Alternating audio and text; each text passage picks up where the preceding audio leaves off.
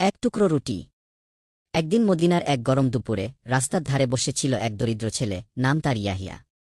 তার হাতে ছিল মাত্র এক টুকরো শুকনো রুটি। অনেকক্ষণ ধরে সে কিছু খায়নি। হঠাৎ সে দেখল এক কুকুর রাস্তার ধারে বসে হাঁপাচ্ছে, ক্ষুধায় তার চোখে পানি। ইয়াহিয়া কিছুক্ষণ রুটির দিকে তাকাল, তারপর কুকুরটির দিকে।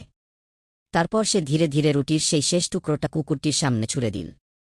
কুকুরটি দ্রুত খেয়ে ফেল এবং লেজ নাড়িয়ে চলে গেল। এই দৃশ্যটা দূর থেকে দেখছিল এক বৃদ্ধ মানুষ।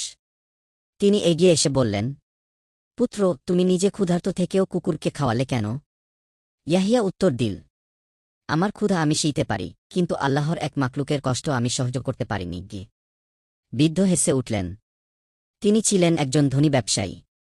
তিনি ইয়াহিয়ার মাথায় হাত রেখে বললেন, আজ থেকে তুমি আমার দায়িত্বে।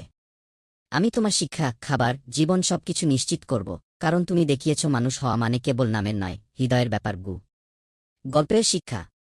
একটি ছোট কাজ আল্লাহর জন্য করা হলে বড় ফল বয়ে আনে।